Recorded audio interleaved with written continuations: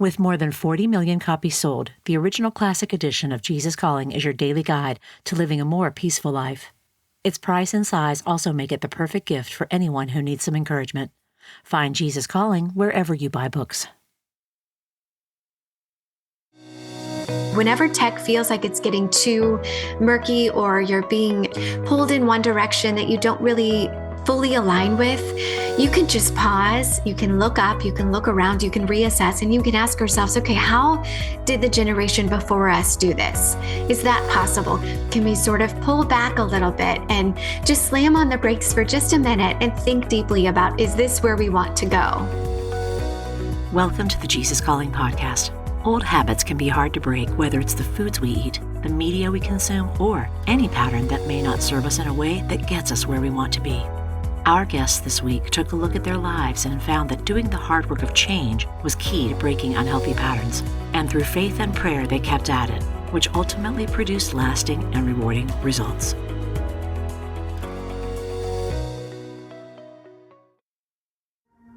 Our first guest, former social media influencer Erin Loechner, discusses how we can reverse engineer some of the ways that social media and technology hold our undivided attention, and how she personally applied these principles to her own life and to the lives of her children, resulting in more connectivity with each other and the world around them. Later, we'll hear from Dusty and Erin Stanczyk of EatMovRest.com, who discuss what it means to be more intentional in our approach to the foods that we eat, and how they overcame troubling health issues and found physical and spiritual healing. Let's begin with Erin Loechner's story. I am Erin Loechner. I am a former social media influencer who has lived both in front of the camera, behind the camera, very involved in the algorithm, and I now dedicate my work to giving kids what technology can't. So I run a global movement called the Opt-Out Family, and we're really just about empowering families to reconsider the way that they use technology. And I live a lot of my life figuring out how to live low-tech life and really teach others how to do the same.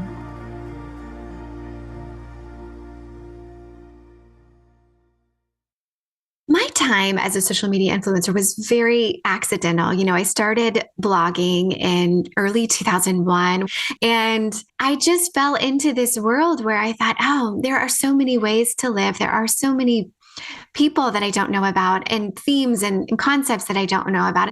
And the internet was very elementary, and it was a lot about introducing your work to the world, whether it's your writing or your creativity or your art or your design. I was in Los Angeles. I was working as an art designer, working in graphic design, working for ad agencies, and was just exposed to this whole nother way of creativity. And from there, I ended up meeting all sorts of artists, designers, magazine editors, and my career really grew from there. I made some wonderful contacts and relationships. And from there, I hosted an HGTV.com show. I was an early influencer for HGTV and working on renovating for my audience. I think there was a lovely moment before social media when you could really take the internet at the pace that worked for you. There was very much an open sign and a closed sign, and you weren't expected to be around the clock. So it was an interesting sort of concept to be living in a showroom. And my house was my work and my work was my home, and it's a lot to handle and a lot to manage. And I realized, I don't know that this is a path that really truly aligns with my values. When I think about my decision to leave that world behind, I think there were a few factors. One, I had my first child, and I really recognized if I continue down this path, knowing that the algorithm, you're sort of at their mercy when you're participating in these platforms and in these apps. And I knew that if I were to raise a family and still continue this work in the social media sector, I would be living with a phone in my hand more than not. And that's not what I wanted. That's not what I wanted for my kids. And so I wanted to know, is there a way to continue doing the work that I love, be it writing, whether it's consulting with other parents and learning how to do this life well? Is there a way to continue doing that without social media?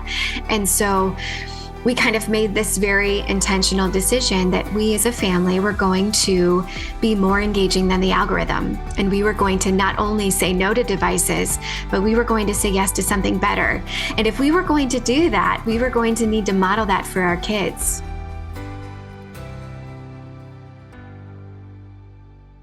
I wanted to pick apart and really reverse engineer what this algorithm is doing because again, the reason that it's so engaging is because it works. There are so many elements built into these platforms and these apps that really do grip you and engage you and delight you and surprise you. And how can we bring them into the home so that we are carving our own path for the goals of our family? And so I looked really deeply into every platform. I interviewed over 250 sources, both in and out of Silicon Valley. And I really tried to understand, okay, what are all these mechanisms and strategies that big tech is using to get our attention? There's infinite scroll. There's just this idea that something fun is right around the bend, something new is coming. And all of these platforms, they rely on these very basic childhood delight. And so I wanted to see, okay, how can we put this into play in our own house, in our own household, with the people we love, with the people we know, and use them to build connection as a family rather than to build connection with the Wi-Fi signal. I started by just clearing the deck on my smartphone. I just deleted every app. I walked away from social media. I just turned on all the parental controls. I didn't have access to apps. I didn't have internet access, but I could always turn it back on if I was in an emergency. I took my phone background and my wallpaper. I made it black just to kind of figure out, okay, well, what does it feel like when you take away the family photo and the cute beach scene that's on your phone wallpaper now? What does it feel like when it's just a black screen? Is it as captivating? Is it as enticing? Does it feel a little less like my phone and a little more like a phone? And yes, it does. It kind of depersonalizes the experience. I just wanted to know, okay, well, what happens if I start from scratch? What if I just delete everything and then I kind of experience the world as someone that doesn't have the luxury, the privilege of a smartphone? Can I do it? And I did, in the beginning, run into some really interesting scenarios. We don't have Alexa, we don't have a lot of the robot smart features in our home, of course. But something we started really early on with our children was looking around and looking in our community and finding those natural influencers in our lives and recognizing that they offer and hold deep experience that we might never encounter otherwise. Whenever tech feels like it's getting too murky or you're being pulled in one direction that you don't really fully align with, you can just pause, you can look up, you can look around, you can reassess, and you can ask yourselves, okay, how did the generation before us do this? Is that possible? Can we kind of learn from our elders? Can we sort of pull back a little bit and just slam on the brakes for just a minute and think deeply about, is this where we want to go? And so just thinking about your family and your life and what do you actually believe in? What do you want for your kids? What do your kids want for themselves? And if social media isn't going to add benefit to that, don't engage. There are so many alternatives to screen time. I firmly believe in taking walks outside, going to the local park, going to the playground, keeping your kids out in nature as much as possible. But reading as a family, making time for conversation as a family, setting up the home environment in a way where there is a reason to engage and delight. I'm a firm believer in what's called the Waldorf elements. It's fire, water, air, and soil. And it's just this idea that nature has all of these components already built in that naturally delight us. Think of a child flying a kite or a child blowing bubbles and using the air and the wind and feeling the breeze on your hair. Just think of the fire pit and bonfires and s'mores, or just how lovely it is to have a fire going in the winter. I mean, there are all of these natural elements that we can incorporate that do add that built-in delight with our children and with ourselves. It's about the family unit and what is a way that we can kind of collectively impact our life to bring and invite peace into the home. Everyone holds a story. Everyone holds so much knowledge and wisdom at their fingertips just through lived experience.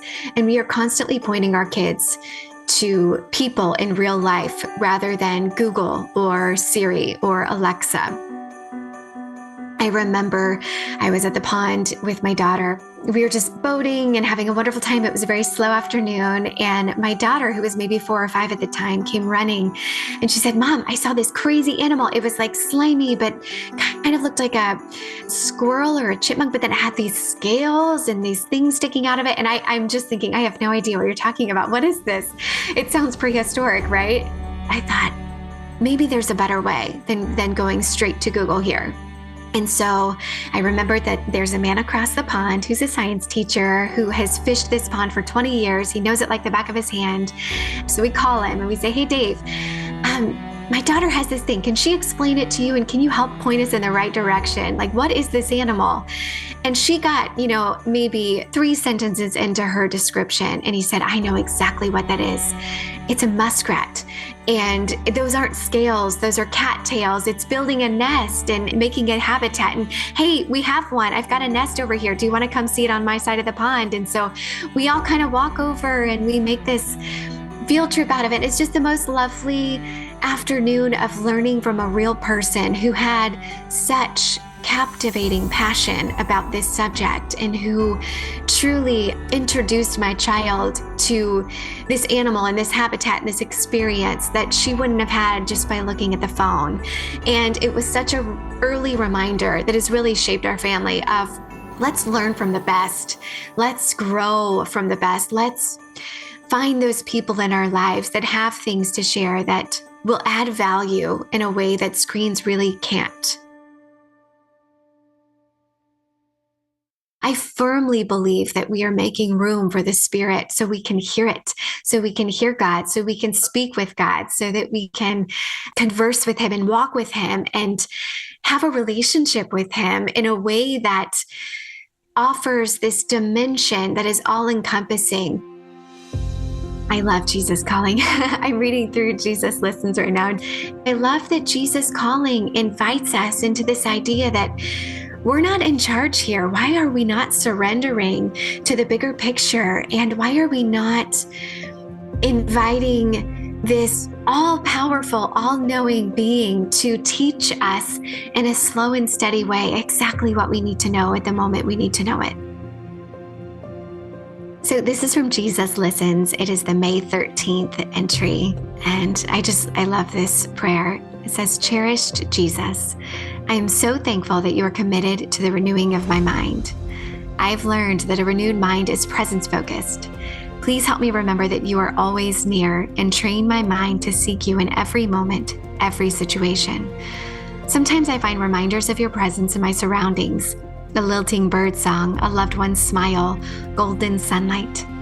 At other times, I draw inward to find you in my spirit, where your spirit dwells. I know the most important place to search for you is in your word. As I seek you and communicate with you, you renovate my mind, transforming me. In your magnificent name, amen."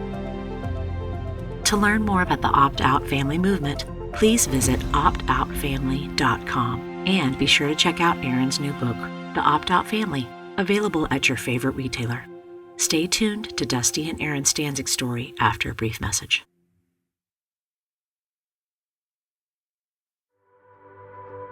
In the days that are dark, where the news isn't good, when we're looking desperately for answers or just looking to be heard, we just want someone to listen, someone to hear our fervent prayers. More than ever, people need help. More than ever, people need hope. And more than ever, people need to know that they are heard. Jesus Listens is a 365-day prayer devotional with short, heartfelt prayers based on Scripture, written to deepen your relationship with God. Learn more about Jesus Listens and download a free sample at jesuscalling.com/JesusListens.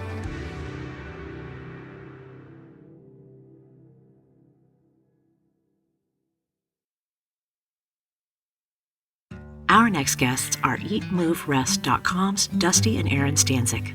At a certain point in their lives, Dusty and Erin were facing health challenges.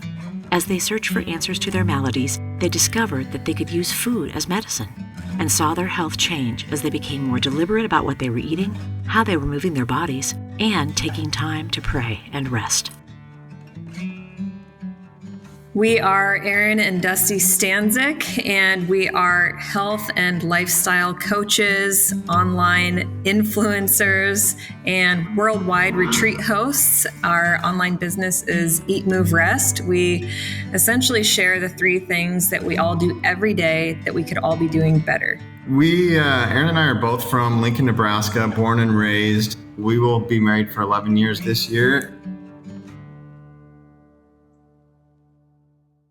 When I got to college, I was living on ramen noodles and beef jerky and whatever would fit in my tiny dorm room mini fridge. Right. And then, of course, riding that roller coaster of going out Thursday, Friday, Saturday, sometimes Sunday nights. It was always just fast food or pizza. Yeah. And then trying to get back on track, clawing my way back out of the hole Monday, Tuesday, Wednesday, feeling awful during the whole process. I felt like it really snowballed and all of a sudden hit me with initially feelings of anxiety, panic attacks, and depression. And then I began to experience just a handful of really disheartening physical symptoms too. I was honestly losing sleep on almost a nightly basis, where I would wake up in the middle of the night with this intense pressure on my chest and I couldn't get a deep enough breath. And I, turned to Dr. Google, who never really gives you what you want to hear. But I was desperately searching my symptoms for, a diagnosis. And my dad being a physician, as well as my uncles and my grandpa, even some cousins in the family, it was very easy for me to kind of just go in and, get the blood work done. My dad lined me up with specialists. So there was, MRIs and CT scans, and these specialists were telling me, you're just fine. It's just panic and anxiety disorder. Just go home and chill out, essentially. But I still felt like there was just too much going on, that it had to be something more. I was definitely in a state of dis-ease, even though they couldn't diagnose me with a label. And, I was similarly going through some health issues. I had indigestion. I was also being put on medication for acid reflux. And then too, my anxiety was out of control and I couldn't figure it out. And we actually started with physical activity because I think a lot of people are led to believe that joining a gym or getting out and going for a daily bike ride or a run is the entry point into getting healthier. And that was definitely the case for us. And even though we had, started exercising, we realized you can't out-train a bad diet, and we didn't want to be on the pills. And my mom, in the meantime, saw this interest in wellness popping up for us. And she's like, hey guys, there's this series of health coaching conferences I would love to send you to if it's something you're interested in, because she could see that we were kind of, lost, but seeking and hopeful. So we did that. And it seemed like an overwhelming majority of the people who were presenting were physicians and scientists and researchers touting the benefits of food as medicine. And that seems so foreign to us, especially coming from the meat and potatoes Nebraska lifestyle. Right. And I do remember there was a very distinct moment, after we had started, getting back to the basics, eating, moving, and resting our best, that we had been periodically meeting with Dusty's pastor for lunch or breakfast here and there, because I was really going through it, still trying to get past, essentially just this fog and this weight and this almost dense feeling and the panic attacks and the breathing issues. And there was a very distinct moment after we met with him one day and he prayed with us where that density just lifted. It was almost like a deliverance. It really was. It was I no longer had this chest issue or this breathing issue. And slowly but surely after that, all of the other issues began to subside as well as we continued on our health and wellness journey. Yeah. And, all of the numbness and tingling and the brain fog lifted, like Dusty was saying, you just reached this level of clarity and elevation almost. Now we look back and we're like, wow, God actually put us in these these states of dis-ease for a reason, because he wanted us to do the digging, and he knew that like maybe we could create something that would help others. And the best way to describe our prior state of being was dense, and we had become light. And through getting back to those basics of eating clean foods, moving regularly, we were sleeping better, and it becomes almost like you gain this momentum. Mov Rest locomotive. Right. So it's really hard when you start out. You're at a standstill. If you ever watch a train starting, it looks like a trudge. But eventually, once the train gets going, it's almost unstoppable. My acid reflux eventually went away. I came off the medication. And I feel like how you're fueling your body, every bite you take is an opportunity to ask yourself, is this helping me or is this hindering me? Right. And we've just found that through a colorful and vibrant whole foods, plant-based diet, we feel the most in alignment with our faith and spirituality, because no harm done, essentially. We're eating Jesus foods that come from the ground, and they're just so alluring, just, by their colors alone and their shapes and sizes and fragrances and tastes and textures. And so we do emphasize a lot of fruits and vegetables. And I think that regardless of whether you are completely plant-based or not, I don't think people can really argue with a benefit in eating more fruits and more vegetables. Erin was like, I want to blog about colorful foods and how they're healing us, and it just took off. Rather than filling our medicine cabinet with orange vials, we started stocking up on new superfoods every time we'd come home from the grocery store, and figuring out how we could implement them, and realizing every colored food has a different benefit, and it was just really exciting for us. Everything just kind of started coming together. We were getting back into our faith and learning more about food as medicine, and it really started to come full circle. And that's when our brand started, and we were so excited to feel like we had a mission.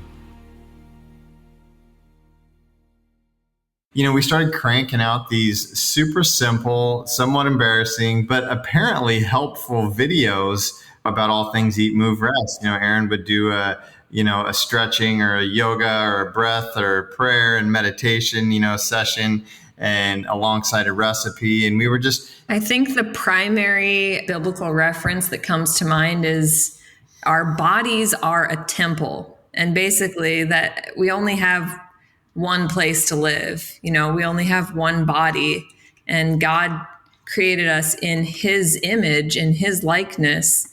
So why would we not do everything within our power to nurture it and nourish it? So eat, move, rest your best, essentially. Yeah. I should mention, we both have had a little Jesus Calling devotional next to our bedside, probably since we got together, or at least since we got married. And the app too, when the app came around. Oh yeah. I still use the app like every day. So, when we're in a constant stressed out, fearful state, then it's going to elevate our adrenaline and our cortisol and kind of, ignite that fight or flight within us. And it just leaves us in this not very peaceful, restful state. Or you can really focus on slowing down, spending time resting, or just with loved ones in general. And that's going to release the opposite hormones like oxytocin, the love chemical or the love drug, and endorphins, which are like the feel-good, happy hormones. And so I think that whenever I really do take the time to be intentional about prayer and meditation and family time, I really, truly just feel more connected to God, and I'm more available. I feel like it just makes it easier to do the listening that needs to happen. It's been a really fun journey of transformation. I just feel like Jesus has been here with us and had us on this mission for a reason. Jesus Listens, February 12th. Glorious God, the Bible tells me you created me in your own image. Moreover, you made me a little lower than the heavenly beings and crowned me with glory. So please help me not to doubt my significance. You formed me with an amazing brain that can communicate with you, think rationally, create things, make decisions, and so much more. Among all that you have created, only human beings are made in your image. This is a wonderful privilege and responsibility, making every moment of my life meaningful. In your awesome name, Jesus, amen. Amen.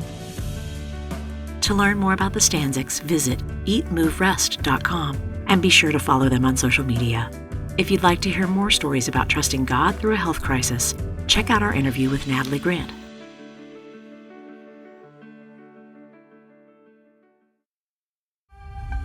Next time on the Jesus Calling podcast, we'll hear from recently retired CEO of the beloved ice cream maker Bluebell Ice Cream, Ricky Dixon, who shares about his experiences leading this iconic company through good times and bad, and the source of his strength through it all.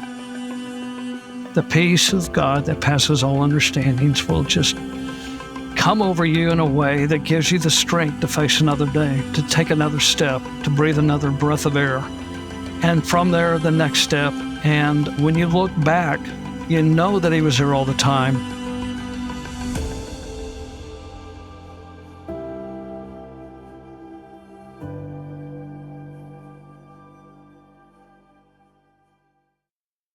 Thanks for listening to the Jesus Calling podcast. Every week, we'll bring you stories from people who share their journeys of faith and how prayer and a relationship with God transformed their lives. Be sure to follow us on Apple Music, Spotify, iHeart, or wherever you listen to podcasts. And leave us a review so others can be inspired weekly by these stories of faith. Finally, you can find encouragement, resources, and more on the Jesus Calling website at jesuscalling.com.